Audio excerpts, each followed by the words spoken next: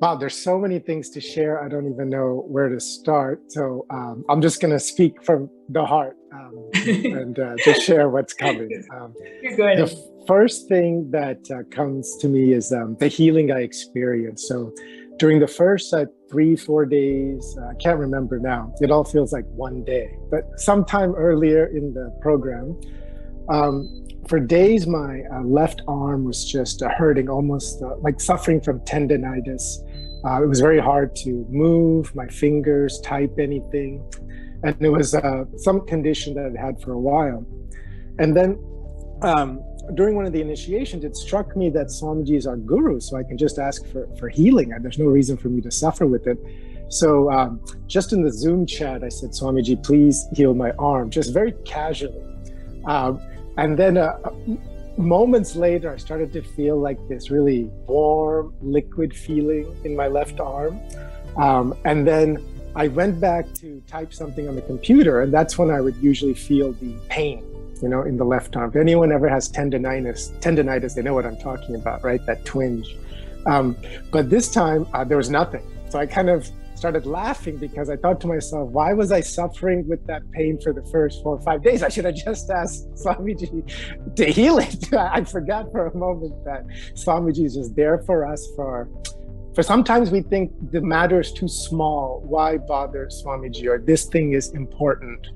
But in oneness, there's nothing too small or too big for our guru. We can just come to him with anything, the most minor pain to the most major life issue or life decision. Yeah, I think that is the most beautiful thing that happened in this program, where all the participants are able to open up themselves, right, from every small thing to whatever they feel it's completely impossible to manifest, because that's the dimension that Swamiji opened up in the Shukra sessions especially. So where everything, whatever they can think, not think, or wanted to manifest, wanted to think, even there are fears even to imagine or visualize certain desires. So everything participants were able to open up and share, and they were also able to manifest, like you beautifully put. Please continue. Yes, ma. Actually, just on that, the sessions with Swamiji, especially the Q&A sessions and even initiations, Swamiji would, directly start speaking to participants who asked questions or had any requests. And I remember being in the courtyard during Nityananda Yogam program back at Adi Kailasa. And that's what it transported me back there immediately. The intimacy, the friendliness, the casualness, and Swamiji's telling stories, telling jokes. All of that, I think, made this program very, very special because it's been so long since we had a direct connection to Swamiji. I thought back to the courtyard days and, how I took Swamiji for granted. Sometimes just leaving the courtyard when Swamiji is there just to get something or do something. And now I'm thinking, why did I ever leave the courtyard ever? I should have just stayed there permanently. So that Bliss chemistry from the sessions with Swamiji, where we can just talk about anything, just unload everything, and he's just there answering everything. That was a big highlight of the program. There was also one other thing I wanted to share where during some of the initiations, one click I had was so many life obstacles on the outside. We think, this looks so big. How are we going to even approach this? And my focus oftentimes was just on the outside. And then the real click in one of the initiations, I can't remember which, where I realized it's all about how we carry Swamiji inside, what our inner image is. Because in oneness with Swamiji, our inner image is Swamiji. So we have that bigness to us, that heaviness to us that we can digest and handle any situation. And then the solution, like one thing was there was one matter where, me and the team were just hitting a wall for like months. There was no breakthrough. And there was different approaches, different angles. We tried to come up with a solution. And I was getting very frustrated. So then again, just like with the healing, I realized, wait, what am I doing? I'm in delusion, right? Let's go back to the spiritual truth that everything manifests when we have the right inner image, outer image, and life image. And that image is based upon Swamiji and in oneness with Swamiji and his teachings. So very casually, I guess the main point I was trying to get across is in this program, many clicks just happened very casually, and they led to manifestations very casually and easily. So in this example, as soon as I changed that inner image, a breakthrough happened where we were hitting a wall for months and months. That next day, just a breakthrough happened. And there's no logic behind why it happened that day or this way. All I know is I changed the inner image, went into oneness with Swamiji, and then thought about the whole thing from that perspective, not a small perspective, from a big perspective. And that outcome just manifested the next day. And everyone was thrilled because, they were like, how did this happen? Because we've been at it for months and months. I can go on and on. I have so much more sharing, but I'm just so excited and happy. I just want to be with Swamiji in Kailasa, basically. But Balajaya, you have attended so many programs over the years. I'm sure you've not missed any of the programs that Swamiji has conducted so far. So how do you distinguish that experience that you had in this program particularly compared to all the other programs that you've attended in the past? So that's a good question. The experience and feeling I would have at the end of prior programs, in that bliss chemistry, where the inner image, outer image, life image is all aligned. Thoughts per second or that mental chatter has dropped, to just silence and peace. And there's that Kundalini energy that's just going through the system. In prior programs, by the end of the program, I would experience that because Swamiji had detoxed us with so many initiations and power manifestations and other sessions. And there was the great detoxing food, the Bhagya Shastra food and all of these things. Here, within the first 2 days, and Swamiji warned us, he said, this program's different. I've downloaded so much more things and I'm going to initiate you into the superconscious mutation. That experience that I would feel at the end of all those programs, I felt right at the beginning. That feeling of the Kundalini awakening, the bliss chemistry, the peace, all of that I experienced right at the beginning, and it just kept increasing and increasing. Swamiji always says he's always upgrading every year, downloading more things from the Shastras, the Akashic records, and passing those gifts onto us. So that intensity and that feeling was immediate this time in the program. It didn't take a while to build up, which was my experience in prior programs. It was immediate from the first initiation and kept going up and up and up from there. Much more powerful for me.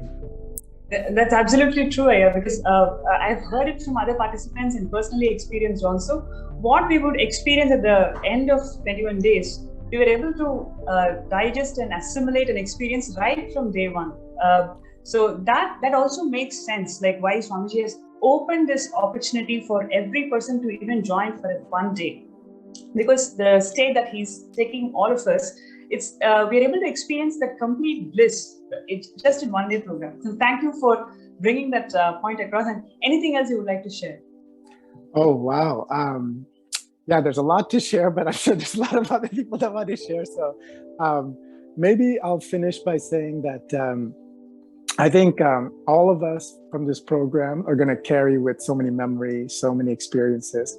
And my first, just feeling it, so vividly from the beginning. I basically can't wait for the next program. I don't know when it is, but I'm going to be telling all my friends, all my family. Like before, during IA programs, I felt, some hesitancy. Like I would enrich some people, but I would not enrich other people. I would think, they won't relate to what I'm saying. How can I really talk to them about this?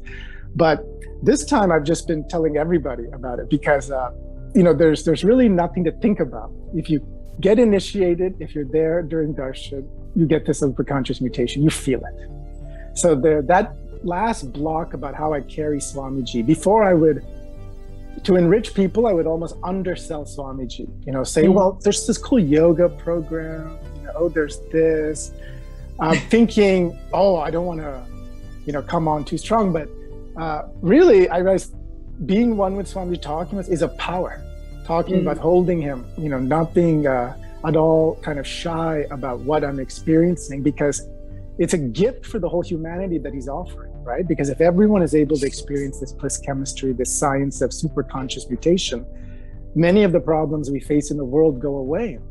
Many of all the conflicts related to so many issues that Swamiji is just solving effortlessly, right? By aligning I just everyone. want to add this one thing as you were sharing, like when you mentioned that earlier you would choose, what to talk to your friends, and you choose the friends who can be enriched for the programs, but now there is no such hesitation. There is one particular session, if you remember, where Swamiji revealed about the dynamics that is getting operated in Svargaloka, where there is no differentiation. Like each, what we assume as the conflicting desires, they do not have any place in Svargaloka. Like all of it can individually, uniquely exist in Svargaloka. So I've heard from so many participants, like right after that initiation, all the blocks, how we approach life, like we think either you do this or do that, not do both. So those kind of conflicts have just disappeared right after the initiation. Like when you were sharing this, I just got reminded of that session. Maybe you can reflect if that's coming from that session or as a overall experience in the program by itself. Oh, I can completely relate to that. That was during many of the initiations into higher lokas, and there was that one initiation where we would really examine the source of all our issues comes from these conflicting desires, from the chaos inside, because we're manifesting all our desires, but they're conflicting. And then if we don't have clarity, then of course, so it reminded me that even when we are suffering and manifesting something we don't like, we are so powerful because we are the ones manifesting that, right? So really, if we examine the conflict in what we want and our desires and bring that into integrity, then the manifestation is effortless. Even with that one breakthrough that I was talking about earlier, if I think about it, it was because of a conflicting desire. I almost thought if I got the breakthrough, then it would be too much more responsibility, too much more work. So there was a desire in me not to get it. So that's why it was stuck. So as soon as I resolved that, it manifested the next day. So I can relate to what you're saying completely, Ma, about that. I had a big click with that session on conflicting desires. Great. Thank you so much. Anything else you wanted to share, Ned? Oh, that's it. Thank you, everyone, for listening. And Swamiji, I love you. I want to be with you. Please invite me to Mahakailasa. Love you, Bhagwan. Thank you. Thank you.